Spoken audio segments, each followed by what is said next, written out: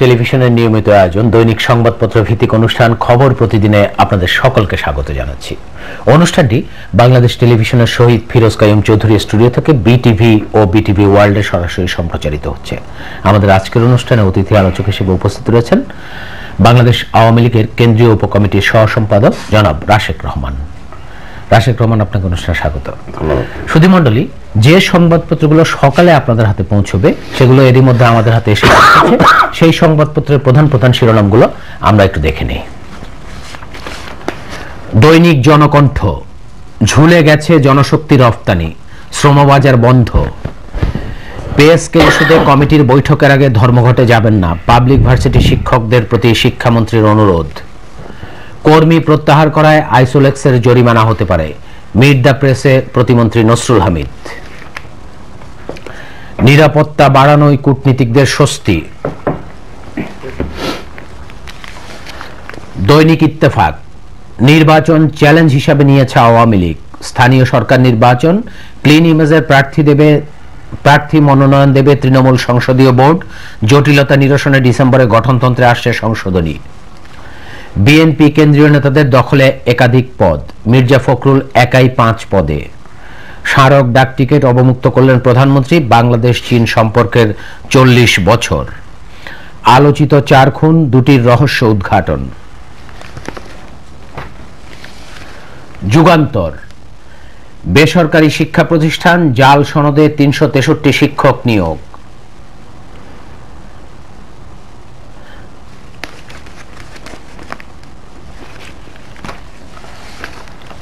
ভোরের কাগজ, বিএনপির তৃণমূলে চলছে রমরমা কমিটি বাণিজ্য, টাকা দিলেই যে কেউ বনে যাচ্ছেন নেতা। বহুল আলোচিত নিউমোরিং কন্টেইনার টার্মিনাল চালু। স্থানীয় সরকার নির্বাচন, বিলুপ্ত হচ্ছে শতাধিক নির্বাচনী প্রতীক। বাংলাদেশ প্রতিদিন, সামনে 4 চ্যালেঞ্জ, সরকার সম্পর্কিত একটি রিপোর্ট। মন্ত্রণালয়ের অনিয়ম নিয়ে মুখ খুললেন মোহাম্মদ নাসিম, দক্ষিণ এশিয়ায় আমরা এগিয়ে, তোফায়েল আহমেদ। মানব কণ্ঠ, স্বাভাবিক হয়ে এসেছে বিদেশিদের চলাফেরা, হঠাৎই গতি হারিয়েছে শিক্ষক আন্দোলন। পদ্মা পারে সচিবদের বৈঠক, সেতুর কাজ পরিদর্শন। সোনার দাম বেড়েছে ভরিতে 1,500 টাকা। বিদ্যুৎ কেন্দ্র নির্মাণ কাজ বন্ধ রাখায় বিদেশি কোম্পানিকে জরিমানা করা হচ্ছে। যায় দিন, বিদেশি হত্যার তদন্ত যেন অসৎ টার্গেটে না হয় বিএনপি, হত্যার হুমকি ইমরানকে।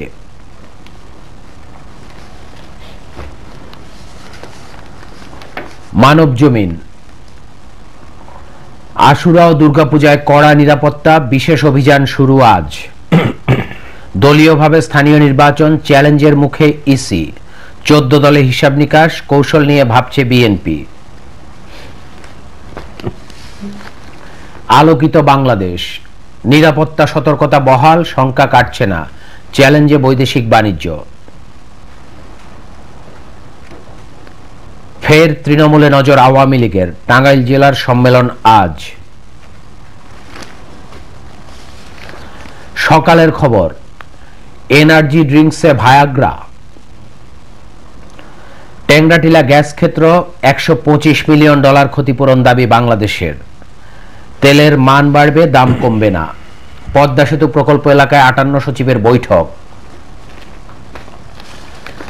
বণিক বার্তা, রবি এয়ারটেল একীভূতকরণ, অনেক বিষয় এখনো অস্পষ্টে বিটিআরসি।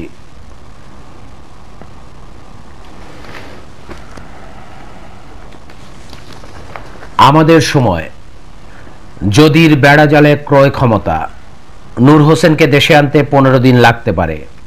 ট্যাংরাটিলা গ্যাস ক্ষেত্রে বিস্ফোরণ, নাইকোর কাছে $12.5 কোটি ক্ষতিপূরণ চাইবে।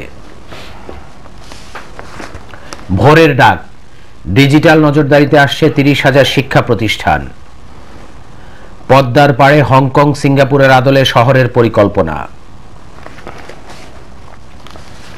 বাংলাদেশ সময়, পদ্মার পাড়ে বৈঠক, মূল কাজ ডিসেম্বরে। বিচারপতি অপসারণ, 1 বছরে হয়নি আইন প্রণয়ন। 3 মাসে প্রবৃদ্ধি 126.56%, কাঁচা পাট রপ্তানিতে বিপুল সাফল্য। শেখ রাসেলের জন্মদিন আজ। আজকের পত্রিকা, কল ড্রপে বাংলাদেশকে ভারতের অনুকরণ। হংকং সিঙ্গাপুরের আদলে পদ্মা পাড়ে শহরের পরিকল্পনা। জনতা টাওয়ারের সফটওয়্যার পার্ক উদ্বোধন আজ। দৈনিক করতোয়া, দেশে বেড়েছে কোটিপতি, বাড়ছে না কর্মসংস্থান। আমার সংবাদ, দেশের অর্থনীতিতে পদ্মা সেতুর প্রভাব নতুন করে মূল্যায়ন করা হবে। এক হয়ে দারিদ্র্যের ভূত তাড়াবো, ডক্টর আতিউর। শেখ রাসেলের জন্মদিন আজ। উষার বাণী, ডিসেম্বরে পদ্মা সেতুর মূল কাজ উদ্বোধন করবেন প্রধানমন্ত্রী। সংস্কারের চেয়ে দল আর প্রতীকেই নজর, স্থানীয় সরকার নির্বাচন। দৈনিক নবচেতনা, বিশ্বজুড়ে আত্মঘাতী হামলার আতঙ্ক। 4 সহস্রাধিক হামলা আকাশ, নৌ ও স্থলপথে। 34 বছরে 40টি দেশে আত্মঘাতী হামলা, 46,000 নিহত, আহত লক্ষাধিক। শীর্ষে আইএস, তালেবান ও আল কায়দা। শতাধিক জঙ্গি সংগঠন জেহাদে সক্রিয়। The Independent, BNP likely to take part in local polls. More renewable power projects on cards. এই ছিল সংবাদপত্রগুলোর প্রধান প্রধান শিরোনাম। এর মধ্যে বেশ কিছু শিরোনাম আছে যেগুলো আমাদেরকে যথেষ্ট উজ্জীবিত করে, যেমন পদ্মা পাড়ে নতুন শহর গড়ার একটি পরিকল্পনার কথা আমরা জেনেছি।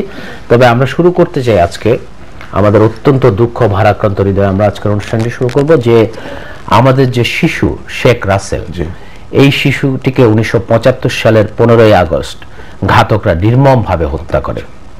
সেখানে কোনো মানবাধিকার কাজ করেনি, সেখানে কোনো মানবতা কাজ করেনি। তার জন্মদিন আজ, 51তম জন্মদিন।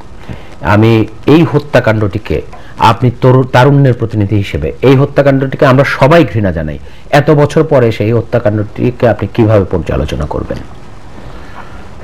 আমি আপনার এই অনুষ্ঠানে বহুবার বলেছি, বঙ্গবন্ধু এবং তার সম্পূর্ণ পরিবারকে নিঃশেষ করে দেওয়ার পিছনে যে সমীকরণটা কাজ করেছিল, এটা আজ বহু বছর পরে হলো সমস্ত জাতির কাছে পরিষ্কার।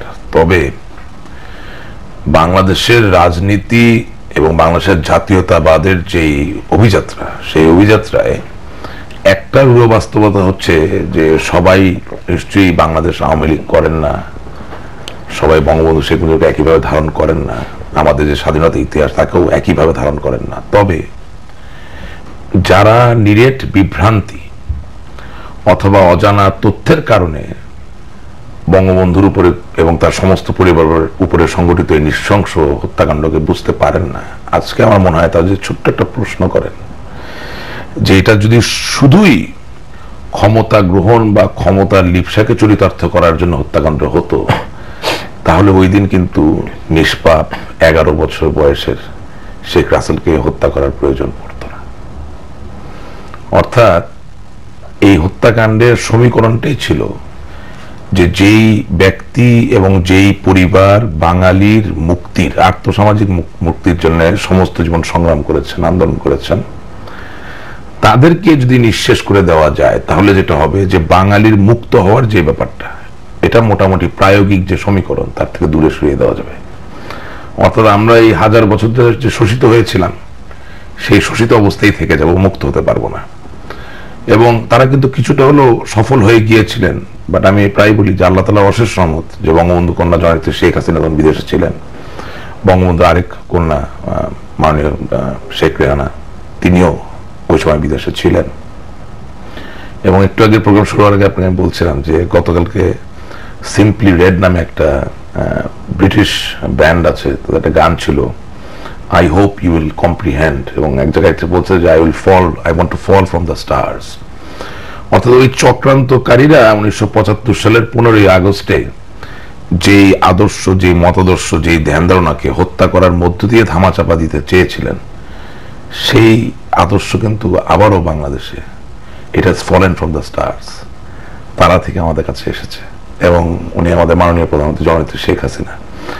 তো এটা তো মানবিকতার চরম পরিপন্থী একটা কাজ, বাট আমাদেরকে একটা জিনিস ফিল করতে হবে যে তারা কোনোভাবেই এই অপশক্তি পাকিস্তানি হানাদার বাহিনীদের দোসররা এবং সেই সময়কার আন্তর্জাতিক বিশ্বের রাজনীতির সম্পর্কিত যেসব লোকরা এই হত্যাকাণ্ডের পিছনে ছিল, তারা মূলত এই ব্লাড লাইনটাকে সম্পূর্ণভাবে নিঃশেষ করে দিতে চাচ্ছিল। এবং ওই বাংলাদেশের যে হঠাৎ করে একটা আশ্চর্যজনক ব্যত্যয় ধারাবাহিকতায়, অর্থাৎ আমরা হঠাৎ করে পরাস্ত একটা জাতি থেকে মুক্ত জাতি হলাম, এই ব্যাপারটাকে আবার ওই পরাস্ত হওয়ার জায়গায় নিয়ে যাওয়ার জন্য এই হত্যাকাণ্ড সংঘটিত হয়েছিল। এবং 15ই আগস্টের এই দুঃখজনক ঘটনার থেকে আমাদেরকে আজকে দৃঢ় প্রত্যয়ের সাথে একটা প্রতিজ্ঞা করতে হবে যে আগামী দিনের বাংলাদেশের রাজনৈতিক পট বা রাজনীতির আকাশে এই ধরনের কোনো ঘটনা আমরা ঘটতে দিতে পারি না। এবং আপনি জানেন যে ওই 15ই আগস্টের একই ধারাবাহিকতায় কিন্তু 21শে আগস্ট হামলা নিহিত ছিল। এবং আজকে আমাদেরকে কাজ করতে হবে এমনভাবে, আমাদের ভিতরে রাজনৈতিক সচেতনতা এমনভাবে আনতে হবে যে যারা জনগণের কাজ করবেন, যারা বাংলাদেশের মানুষের জন্য কাজ করবেন, যারা আমাদের জন্য কাজ করবেন, তাদেরকে প্রাণপণ চেষ্টা করার মধ্যে দিয়ে আমাদেরকে সুরক্ষা করতে হবে। এই প্রত্যয়টা আমাদের।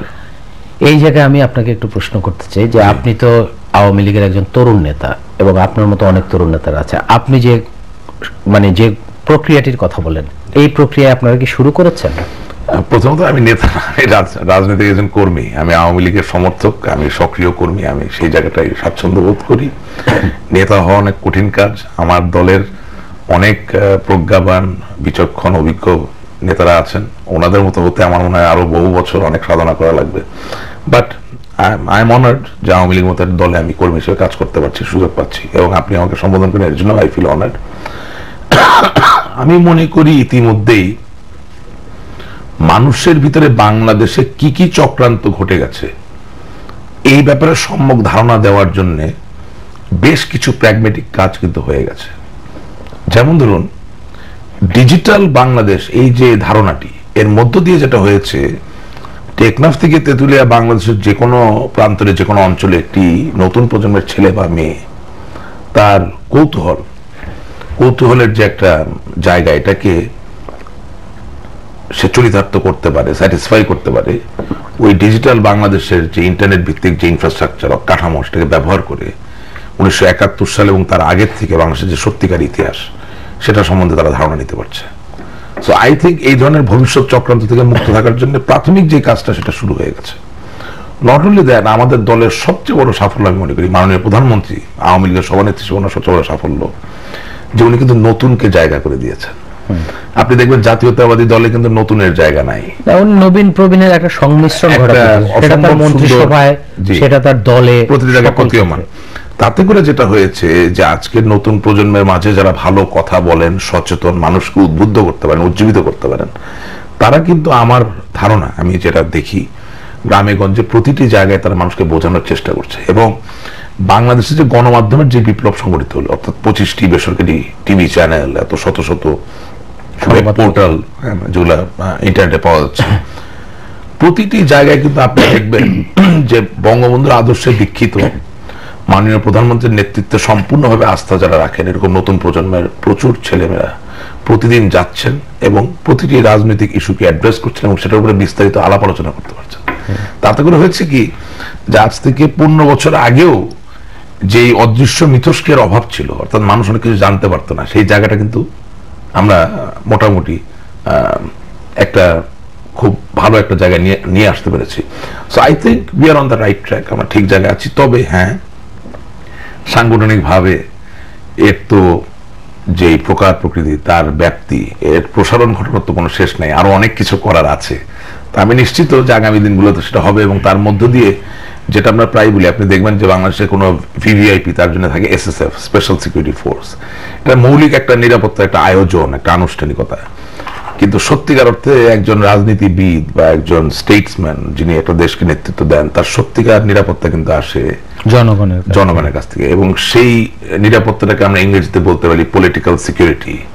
সো রাজনৈতিক নিরাপত্তা বিধান করার জন্য হ্যাঁ, কাজ করার অনেক জায়গা আছে, আরো মাঠে গঞ্জে হাটে আমাদের নিজেদেরকে ছড়িয়ে দিতে হবে। এবং প্রতিনিয়ত মানুষ কি চায়, কি শুনতে চায়, অথবা কি তাদেরকে বলা উচিত, এই কর্মকাণ্ডগুলোতে আমাদের সক্রিয় থাকতে হবে। তার মধ্য দিয়ে যেটা হবে, যে বাংলাদেশের জনগণের যে কল্পনার যে ভুবন, সেটার উপর আমাদের একটা করায়ত্ত থাকবে, এবং ফ্রম এ পলিটিক্যাল সিকিউরিটির পার্সপেক্টিভ থেকে, সেই প্রেক্ষাপট থেকে মানুষ কি ভাবছে, কিসে তারা খুশি হচ্ছে অখুশি হচ্ছে, এসব জিনিস ট্রান্সমিটেড হবে।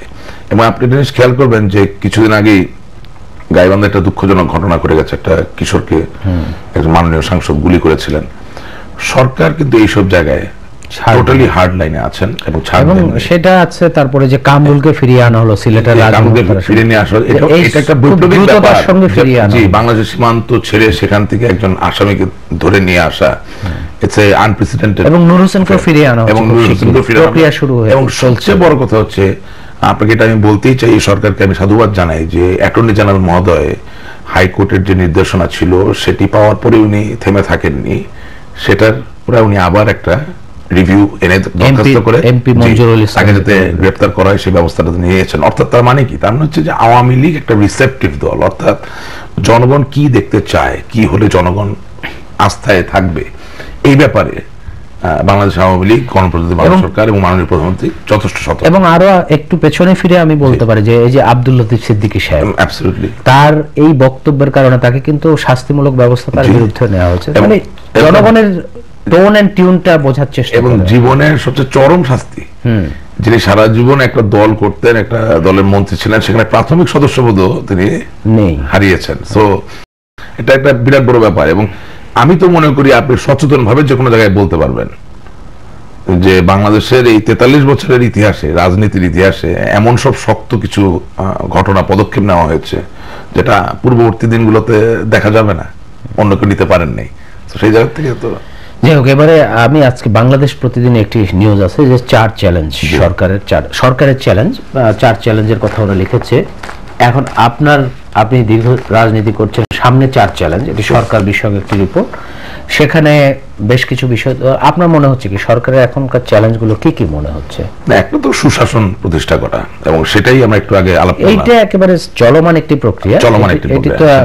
আমি ওই জায়গায় বলি আপনাকে, সরকার যদি সুশাসনের ব্যাপারে আন্তরিক না হতেন, নিবেদিত না হতেন, তাহলে একটু আগে যে ঘটনাগুলো আমরা আলাপ করলাম সেটা একটিও হতো না।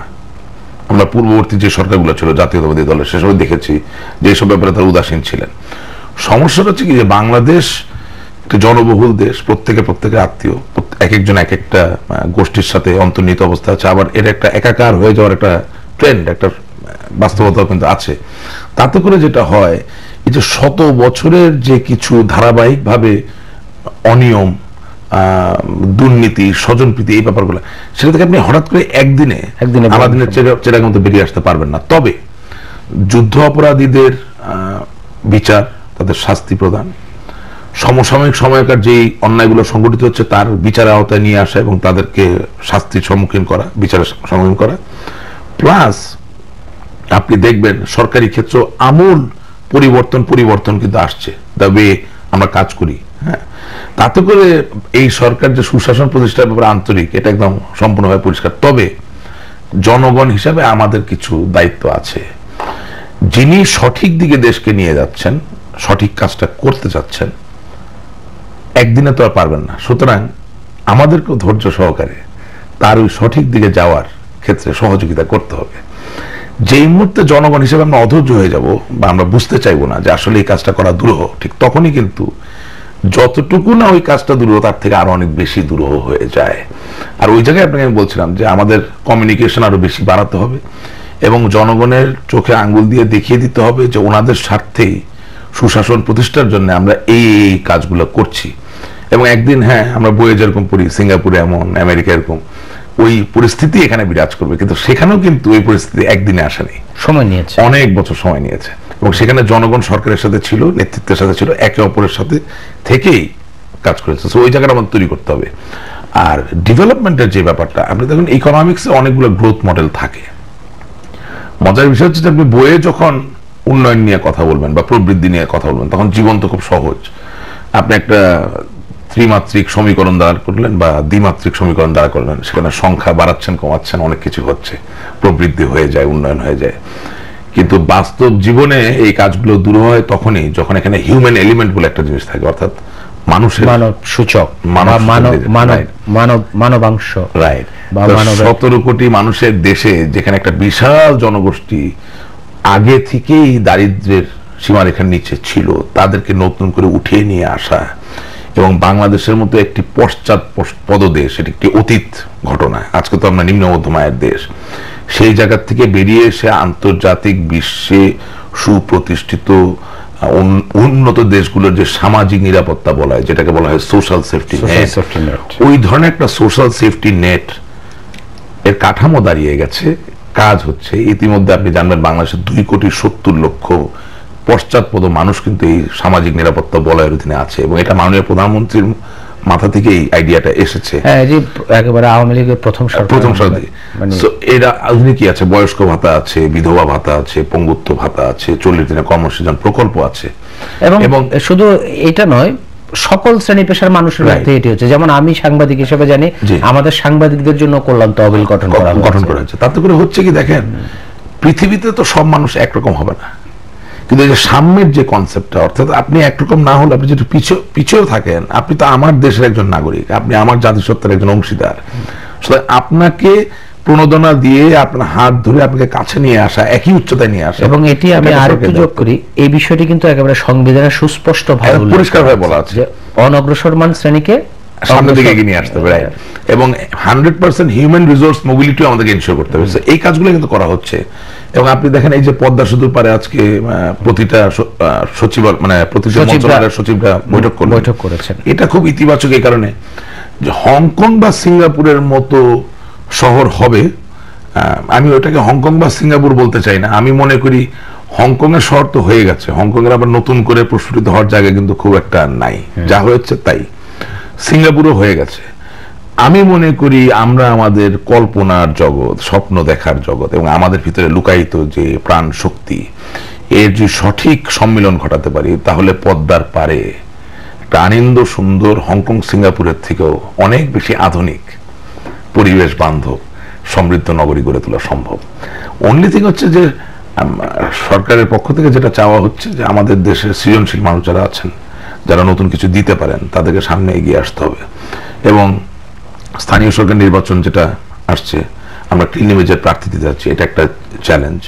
সো সবকিছু মিলিয়ে চ্যালেঞ্জ বহু, আমাদের আন্তরিকতার কোনো, এবং চ্যালেঞ্জে মোটামুটি জয়ী হচ্ছে আপনার দল। যেমন আমরা বলতে পারি যে পদ্মা পাড়ের কথা আপনি বললেন, পদ্মা সেতু নিয়ে আন্তর্জাতিক মহল, বিশ্ব ব্যাংক সহ আন্তর্জাতিক মহল যেভাবে কালিমা লেপন করার চেষ্টা করেছিল বাংলাদেশের ললাটে, সেই জায়গাটি শেখ হাসিনা যেভাবে সাহসিকতার সঙ্গে চ্যালেঞ্জ করেছেন, এটি কিন্তু একটি বিশাল অর্জন। এবং সবচেয়ে বড় কথা কি দেখেন, এই সরকারের যতগুলো আইকনিক প্রকল্প, আমি ওয়ার্ডটা ইউজ করছি আইকনিক, আপনি যে কোনো সচেতন ব্যক্তিকে জিজ্ঞেস করেন যে পূর্ববর্তী কোন সরকারের এই ধরনের আইকনিক প্রকল্প আছে কিনা, তারা কিন্তু উত্তর দিতে পারবে না।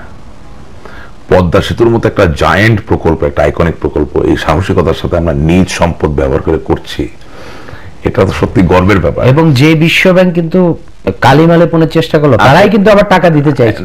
শুধু তাই না, আজকে বিশ্ব ব্যাংকের প্রধান কি বলেছেন আপনি দেখেছেন কিনা আমি জানি না, উনি কিন্তু এই কথাটা বললেন যে বাংলাদেশের অর্থনৈতিক প্রবৃদ্ধি অ্যাস্টনিশিং, অর্থাৎ তিনি নিজে হতবাক যে শত প্রতিকূলতা, এত সমস্যা, পেট্রোল বোমা, আগুন, সন্ত্রাস, বেগম খালেদা জিয়া, মতিউর রহমান নিজামীর মতো দেশ বিরোধী মানুষেরা একসাথে হয়ে যে ধরনের চক্রান্ত করছিল, তার মধ্য দিয়ে বাংলাদেশের অর্থনৈতিক প্রবৃদ্ধি যে আজকে এই জায়গায়, উনি ওয়ার্ডটা ইউজ করছেন I am astonished, mister Basu, আপনি দেখবেন।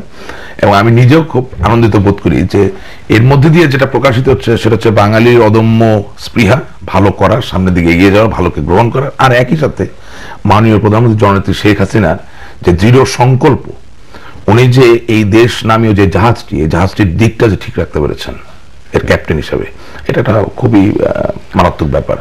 So I think we should be positive, আমাদের চিন্তা চেতনায় আমাদের নেতিবাচক চিন্তা গ্রহণ করার কোনোই কারণ নেই।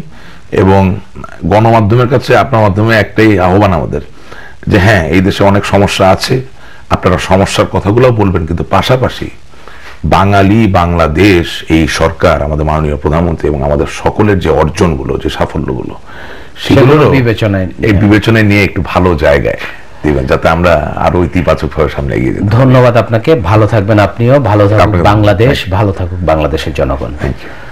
দর্শক মণ্ডলী, আগামীকাল এই অনুষ্ঠান দেখার আমন্ত্রণ জানিয়ে আজ এখানেই শেষ করছি। আপনারা সকলে ভালো থাকবেন, সুস্থ থাকবেন, সকলের মঙ্গল কামনা করছি, নিরাপদে থাকবেন সবাই।